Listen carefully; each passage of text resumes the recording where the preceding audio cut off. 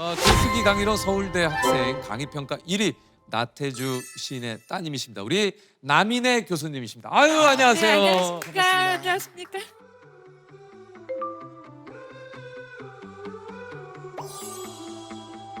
She was sitting on the sofa looking like a supernova. She don't know what I've been thinking in my head. And when she talks about her boyfriend, wanna drink a little poison, cause I know it should be me instead of him.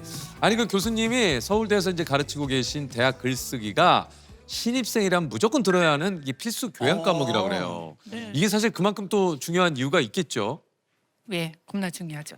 예. 대학에 딱 들어오면은 저희는 이제 학술 공동체로 대학을 규정을 하고 있거든요. 근데 오면 소통의 방식을 익혀야 되는 거예요. 대학생으로서의 소통의 방식. 그렇죠. 그게 바로 글 읽기, 그다음에 글쓰기. 요거 저희 수업에서 하는 겁니다.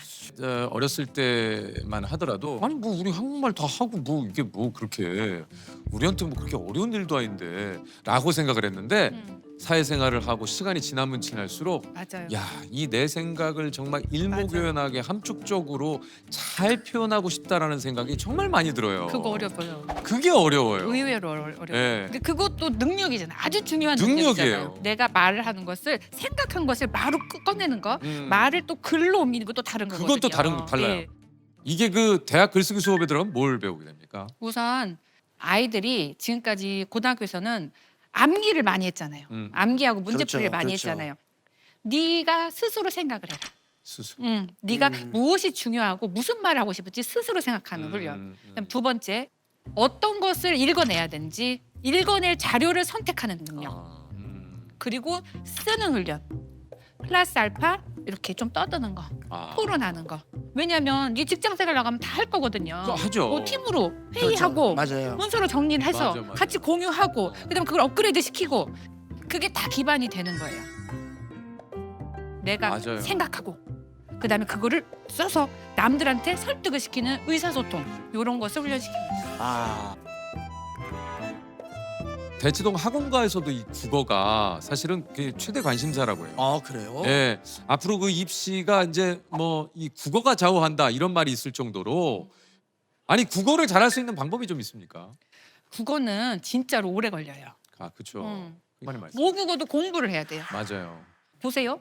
모국어로 국어만 배워요? 문학만 배워요? 수학도 모국어 문제로 나오죠. 과학도 모국어 사회. 문제로 되어 있죠. 경제 지문 같은 것도 다 모국어로 되어 있죠. 그러니까 모국어 국어를 모르면 아예 진입을 하기가 되게 어려운 거예요. 모든 지식을 이해할 때는 대장이 국어예요. 그래서 국어를 저희 아들한테도 저는 굉장히 강조를 하고 있죠. 이게 그 요즘 그 독서 습관에 대한 이야기. 집안에 이제 뭐 TV를 없애고 뭐 그것을 다 뭐 이제 책으로 채운다든가. 교수님은 좀 통권 읽기를 좀 추천하신다 그래요. 책을 한 권 다 읽는 거는 쉽지 않은 일이에요. 그렇죠. 그 책을 쓴 사람은 그거를 하루아침에 쓰지 않았어요. 그렇죠. 3년이고 5년이고 썼거든요. 3년, 5년의 그 누적된 결과물을 내가 이렇게 금방 한 일주일, 한 달 새에 이렇게 먹어치운다, 이해한다. 쉽지 않은 일이에요. 쉽지 않죠. 근데 책을 읽다 보면 모든 사람이 다 독자를 위해서 아주 편안하고 말랑말랑하게 쓰진 않았어요. 읽다 보면 그렇죠. 넘기기 힘든 고개도 만나고 조금 꼬불꼬불한 골짜기에서 길을 잃기도 하거든요. 근데 그거를 다 끝내고 마지막까지 딱 덮었을 때 내가 어려운 거를 해냈다. 근데 이 어려운 걸 해봐야 돼요. 그래. 요즘 근데 이제 그런 것들 되게 많잖아요. 뭐 요거를 얼마 만에 끝내는 법, 뭐 요거를 뭐 얼마 만에 할 수 있는 법. 그러니까 이런 식의 좀 방향 제시를 하는 팁들을 하는 콘텐츠들이나 뭐 책들이 좀 많은데 저는 개인적으로는 그런 것이 오래 지속되기는 좀 힘들다고 보거든요. 교수님이 얘기하신 대로 책을 읽을 땐 좀 통권으로. 결국은 이렇게 되는 게 맞는 것 같아요. 이게 교수님 당연한 얘기겠지만 하루아침에 되지는 않겠죠, 그죠?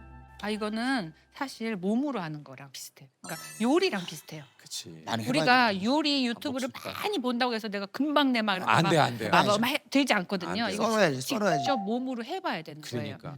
저는 책을 읽잖아요. 그러면 그 책을 다음 책으로 넘어가기 전에 그 책의 한 구절이라도 반드시 타이핑을 쳐놔요. 한 구절, 한 문단 그런 거를 한 책에서 한 3-4개를 뽑아서 나만의 파일로 정리를 해두시면 나중에 재산이 돼요. 그것들이 모여서 내가 좋아하는 게 뭔지를 찾아나가는 어떤 이정표 같은 게 되기도 해요. 저한테는 그게 보물이거든요. 네. 예전에 그 책을 했었죠. 읽읍시다 하셨잖아요. 저는 그게 너무 좋았거든요. 책을 읽읍시다. 예. 국민들이 책을 좀 안 읽는 편입니까 어떻습니까? 선생님, 저희들은 1년에 책 한 권도 제대로 안 보는 진짜 그런 어른들입니다. 선생님, 정말 가르침 한번 부탁드리고. 선생님, 아니 어떻게 하면 되는지. 제가 진짜 책하고 담을 쌌다가 그래도 조금 가까워진 게 그 프로그램을 통해서요. 저희 집에 책이 생기고 제가 책을 좀 읽기 시작하고 말을 잘한다라는 게 이런 거구나를 정말 느꼈던 프로그램이 진짜 책을 읽읍시다거든요. 지금 말씀하신 게 저는 너무 좋은 말씀이신 게 음. 읽으니까 참 좋구나라는 경험이 굉장히 중요해요. 그 교수님도 학생들 어휘력에 좀 놀랄 때가 좀 있다고요. 한자어 같은 거를 썼을 때 애들이 못 알아듣는 경우가 가끔 그렇죠. 있어요. 그렇죠. 이런 그 문해력에 대한 뉴스도 좀 났었잖아요. 우천시가 어디에 있는 도시인가요?라는 학부모 문의를 받았다는 겁니다. 한 자릿수 인원을 뽑는다는 의미로 공명이라고 적은 건데 이를 숫자 0으로 받아들인 사람들이 있었던 겁니다.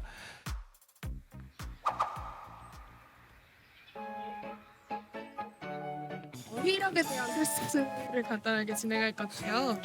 먼저 그의 충고를 일소에 붙였다. 그래서 일소에 붙이다의 뜻은 일소에 붙이나요? 방금 너가 한 거. 처음 들어봤는데? 일소요? 약간 뭐 쏘아 붙이다 이런 느낌일까요? 그냥 웃음거리 정도로 생각하다. 웃어 넘겼다? 뭐 이런 뜻인가요? 나온다. 아 가끔 현재 상황에서를 말하는 것 같습니다. 어제. 바로 어제도 지금의 들어갔어, 현 시점을 말하는 것 같습니다. 조금만. 지금 요즘 이런 뜻 아닐까요? 그렇지. 차반이요? 차반? 저희 혹시 안 해도 되나요? 저 약간 큰거 같은데. 너 알아? 아니. 대신 했다 이런 의미인 것 같은데.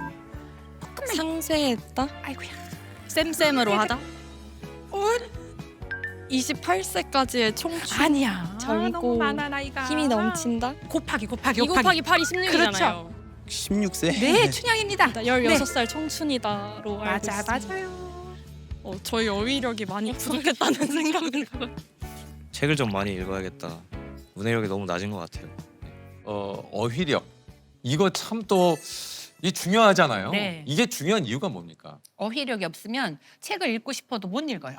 책에서 이렇게 던져주는데 내가 못 받아 먹는 거예요. 그렇지. 근데 받아 먹는 그 무기 같은 게 어휘력이에요. 어, 우리는 보통 대박이라는 단어로 모든 것을 그냥 다 그냥 총칭을 해버리는 것 같아요. 경치가 멋있어도 맞아. 황홀한 경치구나 이러지 않고 네. 헐 대박 이러고 내 감정이 그냥 하나의 단어로. 뭔가 놀라운 이야기를 봐도 대박, 좋아요, 헐, 대박 이렇게 쓰는 단어에만 너무 많이 국한돼서 단어의 그 버라이어티, 다양성이 축소되고 있어요. 말을 잘하는 분들의 특징이 이거예요. 나의 감정을 정말 잘 표현을 하세요. 저는 이거 팁 하나 드릴게요. 모니카 페트라는 사람이 쓴 동화책이 하나 있어요. 생각을 모으는 사람이라는 제목인데 우리는 단어를 모으는 사람이 돼야 돼요. 단어가 어려운 단어, 쉬운 단어, 예쁜 단어, 미운 단어 다 많거든요.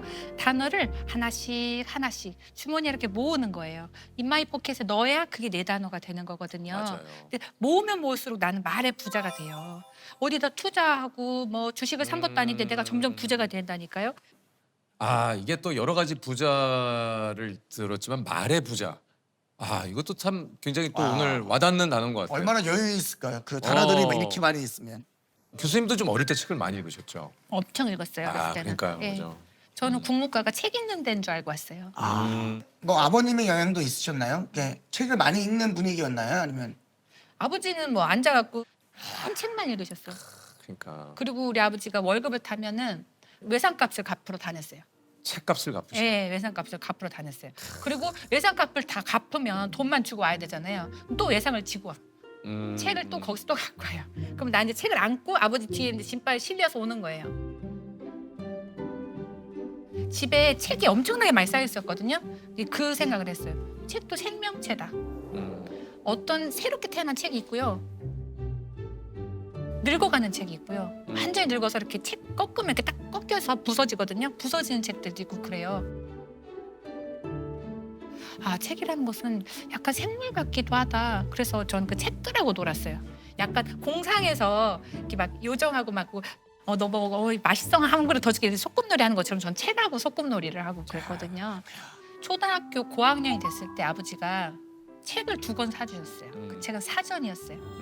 제가 만나본 시인들은 다 사전이 너덜너덜할 정도로 책을 이렇게 사전에서 단어를 찾고 단어를 연구하고 궁리하는 분들이에요. 근데 아버지가 그러셨거든요. 한 단어가 딱 그 안에 들어와야 되는데 그게 안 나와서 몇 날 며칠을 끙끙대는 걸 제가 되게 많이 봤어요. 사전을 주시면서 아빠가 줬던 건 사전 그 자체가 아니었어요. 단어의 중요성, 그렇죠. 말의 중요성, 말에 대한 감각을 저한테 이게 중요해라는 걸 주셨던 것 같아요. 아니 이게 저 사실 나태주 시인님과 그 우리 교수님의 대화가 또 참 이게 한편의 시예요. 어린 시절 집이 좁아 항상 엄마 아빠 사이에 끼어 자던 딸을 떠올리며 나태주 시인님께서 최소한의 아버지 미안하고 고마웠다. 최소한은 최대한의 반대죠. 용돈도 많이 잘못 줬고 자동차가 없었으므로 늘 걸어 다녔고 이런 것들이 비 오는 날도 우산 쓰고 그냥 터벅터벅 걸어갔고 다른 애들은 자가용으로 쭉 가는데 작은 자로 가난한 자로 불편한 자로 이렇게 아이들을 살게 해서 미안하다. 최소한을 아버지 앞에 어머니 앞에 이게 참 이런 게 미안하셨다는 거죠. 미안하고 고마웠다. 예. 교수님이 뭐라고 그러셨는지 아세요? 아버지 가난이 반갑지는 않았지만 원망스럽지도 않았어요. 그건 우리의 것이었으니까요. 아버지가 나 대신 가난을 다 막아줬으니까요. 참. 술을 막 이렇게 취해갖고 막 비틀비틀대는 사람이 교문 앞에 서 있어서 사실 저는 조금 창피한 적도 있었어요. 약주를 드셔도 약속을 지키셨어요. 그 저기 할증 택시비를 이렇게 꼭 쥐고 나오셨어요. 이렇게 꼬깃꼬깃하게 접어갖고 이렇게 종이돈을 4번 줬고 그다음 500원짜리 하나 껴갖고서는 그걸 꼭 쥐고 서 계셨어요. 우리 아버지가 되게 체구가 작으시잖아요. 나는 이제 아버지가 이제 좀 이렇게 어깨 동무 하면 이제 내 팔이 걸칠 정도예요. 우리 아버지가 점점점 작아지더라고요. 제가 얼마 전에 아버지가 저희 집 와서 주무시고 가셨는데 아침에 밥상을 차려드렸어요. 아버지 이거 잡숫고 이것만 냉장고에 넣어놓고 아버지 가시면 돼요. 이렇게 말씀을 드리고 나오는데 막 너무 막 옛날에 아버지가 나한테 미네야 너 이거 먹고 그리고 학교 갔다 와 이렇게 했는데 내가 그렇게 하고 아버지를 식탁에 남겨놓고 내가 출근하려니까 자리가 바뀌었다는 게 너무 느껴지더라고요.